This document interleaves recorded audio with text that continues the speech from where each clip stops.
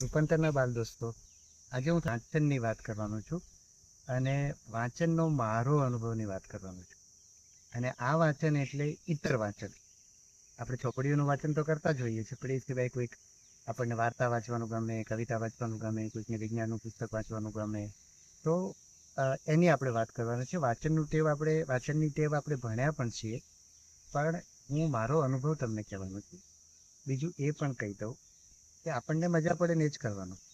વાંચનનું ના ગમતું હોય તો આપણે વાંચનની જગ્યાએ આપણે બીજું કંઈ કરી શકીએ. પણ વાંચનમાં આપણે એક વસ્તુ જોવી પડે કે આપણે એમ થાય કે આપણને વાંચન ગમતું જ નથી. કારણ કે આપણે ક્યારેય બી વાર્તાની ચોપડી વાંચીએ જ નહીં. આપણે વાંચીએ અને કદાચ શરૂઆતમાં ના ગમે એવું પણ બને, એટલે અડધી ચોપડી સુધી પહોંચીએ અને પછી આપણને મજા ના આવે તો આપણે ચોપડી બદલી શકીએ. બે ચાર એવી ચોપડીઓ વાંચીને આપણને ચોપડી નથી ગમતી, આપણે બીજી કઈ પ્રવૃત્તિ કરી શકીએ. બરાબર. પણ મને પણ, હું 9મા ધોરણમાં ભણતો હતો ત્યાં સુધી મને ચોપડીઓ વાંચવી ગમતી નહોતી, અથવા તો એમ કહું કે મને ખબર નહોતી કે મને ચોપડીઓ વાંચવી ગમે છે કે નથી ગમતી. થયું એવું કે અમારે 10મા ધોરણમાં અમારા વર્ગ શિક્ષક હતા આરજે પટેલ કરીને. હું વિસનગરની નૂતન શાળામાં ભણતો હતો અને એ અમારા વર્ગ શિક્ષક, અને એ અમને પાઠ ને કવિતા ભણાવી.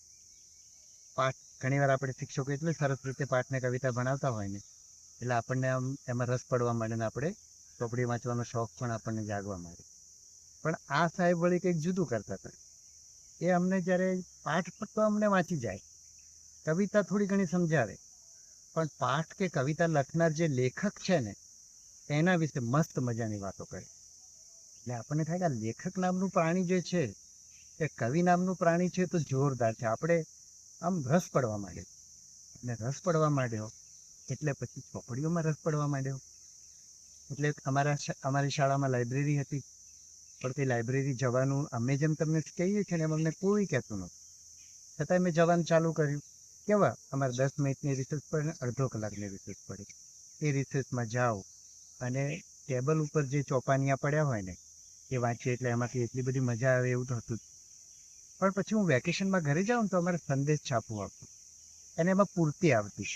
જેમ તમારે રવિવારે આવે છે ને બાલ ભાસ્કર ને જગમગ ને બાલ સંદેશ ને, એમ રવિવારની પૂર્તિમાં હું તો મોટો થઈ ગયો હતો, 10મું પૂરું કરી દીધું, હવે 11મા માને એમ જવા માંડ્યો. એટલે મોટા માણસો વાંચે એવા લેખ આવે, અને એ બધા કવિઓ અને લેખકોએ લખ્યા હોય. એટલે અમારા શિક્ષક જે વાત કરતા ને એવી જ બધી વાતો આવે ને મને એમાં રસ પડવા માંડ્યો. અને રસ પડવા માંડ્યો એટલે પછી તો હું આ રીતે છાપામાં જે કોલમો કટારો આપણે જે કહીએ કે જે ગમે એવી બધી હું વાંચવાનું ચાલુ રાખ્યું. પછી હું કોલેજમાં ગયો, એન્જિનિયરિંગ કોલેજમાં. હું તમને એ કહેવા જઈ રહ્યો છું કે આ મને વાંચવાનો અમારા શિક્ષકે મને રસ પડતો કરી દીધો ને, એનાથી ફાયદો મને શું થયો. તો અમે એન્જિનિયરિંગમાં ગયા ને એટલે અમારે તો ખૂબ બધું ભણવાનું હોય.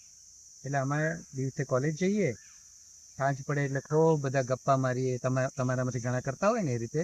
રાત્રે 10 વાગ્યા સુધી બધો ટાઈમ બગડે, અને પછી 10 વાગ્યા પછી વાંચવાનું ચાલુ કરીએ, 2 વાગ્યા સુધી વાંચીએ, 9, સાડા 9 ઉઠીએ અને 10 વાગે જમવા જઈએ, 11 વાગે કોલેજ જવા બસમાં બેસીએ. એટલે આખું આમ એવું બધું આ બધું અમારા મિત્રો કરતા હતા ને હું એમના ભેગો રહું. રૂમમાં આપણા દોસ્તો કરતા હોય, એ લોકો ઉઠે ને ઊંઘે એ પ્રમાણે આપણે પછી થોડું શરમ હોય આપણને, જુદા પડતા તો બધા પછી આમ આગળથી જાય કે આ કેવો મોટો ભણેશ્રી થઈ ગયો છે કે આને વળી રાત્રે 10 વાગે ઊંઘવા જોઈએ છે, એટલે આપણે પાછા શરમા. પણ મને આ ગમતું નહોતું. એટલે મને પાછી એ જ સમયે પેલો જે વાંચવાનો શોખ પાછો મને યાદ આવ્યો, અને મેં વડોદરાની એક કેન્દ્રવર્તી પુસ્તકાલય છે, સેન્ટ્રલ લાઇબ્રેરી જેને કહે છે, માંડવી પાસે આવી છે, એનો હું સભ્ય થયો અને મેં પુસ્તકો વાંચવાના શરૂ કર્યા. અને મને પછી પેલી શરમ પણ જતી રહી. મને જે બીજાથી જુદું કરતા મને જે સંકોચ ને ડર લાગતો હતો કે મારા મિત્રો મને શું કહેશે, એની જગ્યાએ મને એવું લાગવા માંડ્યું કે આપણે બધા કરતા જુદા છીએ, એટલે આપણને કંઈ કહે તો પણ આપણે ચિંતા કરવાની જરૂર નથી, કારણ કે આપણે તો ગ્રેટ છીએ, મહાન છીએ, આપણે જુદું કરનારા છીએ. ગ્રેટ મહાન તો મને હું તમને અત્યારે કહું છું, ત્યારે એવું નહોતું સૂચતું, પણ આપણે તો જુદું કરનારા માણસ છીએ. એટલે જુદા સમયે મતલબ ઉઠવાનું, જુદા પુસ્તકો વાંચવાને આપણે કોલેજની પરીક્ષાની તૈયારી કરતા હોય તો એમાંય આપણી પદ્ધતિ જુદી. જમવામાં આપણે પહેલી બેચમાં જઈએ, સવારે હોસ્ટેલ ખુલે જમવાનું, એના ભેગા જઈએ. બસમાં છેલ્લી બસમાં જઈએ, કારણ કે પહેલી બસમાં લોકો ઊભા જાય, અને અમે છેલ્લી બસમાં જઈએ, ડબલ ડેકર બસ હોય અમારી, એના ટોપ ઉપરના માળે બેસીને આખું ગામ જોતા જોતા જઈએ. અને અમારી બસ ખાલી હોય અને આગળની બસોમાં બધા પેસેન્જર ચડતા હોય, એટલે અમારી બસ નીકળે છેલ્લી અને પહોંચે પહેલી. તો બધું જુદું કરવાનું શરૂ કર્યું. અને એ જ રીતે જુદું કરીને અમારા મિત્રો એન્જિનિયરિંગમાં નોકરી શોધવા માંડ્યા. અને હું આ સિવિલ્સને તમને અગાઉ બીજા વિડીયોમાં કીધું છે, એમ પછી હું સિવિલ સર્વિસના રસ્તે ચડ્યો, સિવિલ સર્વિસ પરીક્ષા આપી, આઈપીએસ અધિકારી થયો. અને એમાં પણ બધા કરતાં જુદી રીતે જ મેં મારું કામ કર્યું, કારણ કે પેલી ચોપડીઓ વાંચવાનું શરૂ કર્યું હતું ને, એણે મને બતાવી દીધું કે આપણે આપણી રીતે જીવી શકીએ. લોકો કે એની ચિંતા નહીં કરવાની. હા, આપણે ખોટું નથી કરતા ને, આપણા કારણે કોઈને નુકસાન નથી થતું ને, આપણે સમાજમાં જે વ્યક્તિ તરીકે આપણી ભૂમિકા છે, આપણે જે રીતે જીવવું જોઈએ એ જીવીએ છીએ ને, આપણે કોઈને નુકસાન નથી કરતા એટલું ધ્યાન રાખી અને આપણે કોઈને મદદ કરી શકીએ છીએ, કોઈના માટે સારું કરી શકીએ છીએ. આ બધી વાતો તમને નવી લાગે, મારા માટે તમારી ઉંમરે નવી જ હતી, પણ મેં બધા ચોપડીઓ વાંચવા માંડીને એ ખબર પડવા માંડી કે દરેક માણસની કરવાની રૂચ જુદી હોય, દરેક માણસ સારું કરી શકે. દુનિયામાં માણસોને આપણે પેલી વાર્તા વાંચીએ ને, વાર્તામાં કોઈ પાત્રને દુઃખ પડતું હોય તો આપણને આમ આપણી આંખમાં જળજળિયા આવી જાય.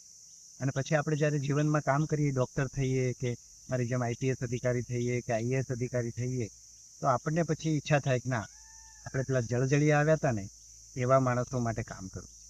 એટલે પછી એક આઈએએસ અધિકારી એવો હોય કે તમારી શિક્ષણના સચિવ થઈ જાય તો તમારી બધી શાળાઓ સુધારી દે. એક આઈપીએસ અધિકારી હોય તો જિલ્લાની અંદર દારૂની બંધી બરાબર કડકાઈથી અમલ કરે, જુગારના ધંધા ચાલતા હોય તો બંધ કરે, બહેનોની છેડતી થતી હોય તો એને રોકે, તમારી શાળાની સામે લુખા તત્વો ઊભા રહેતા હોય તો રોકે. તો આવો એક જુદા પ્રકારનો અધિકારી તમને ચોપડીઓ વાંચવાના કારણે થઈ શકે. બીજી રીત પણ હોઈ શકે, પણ ચોપડીઓ આવું મદદ કરે. એટલે તમે છે ને એકવાર ટ્રાય કરી જોજો.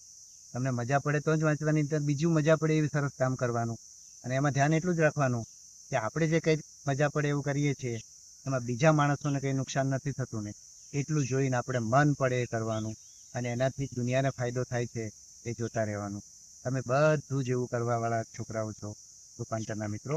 અને રૂપાંતરના મિત્રો નથી એ લોકો પણ આ વિડીયો જોવે તો આવું સરસ કરી શકે. બધાને મારી ખૂબ શુભેચ્છાઓ. તમને બધાને એક આઈપીએસ અધિકારી, એક સારા નાગરિક તરીકે આવતીકાલે હું મળવાનો છું.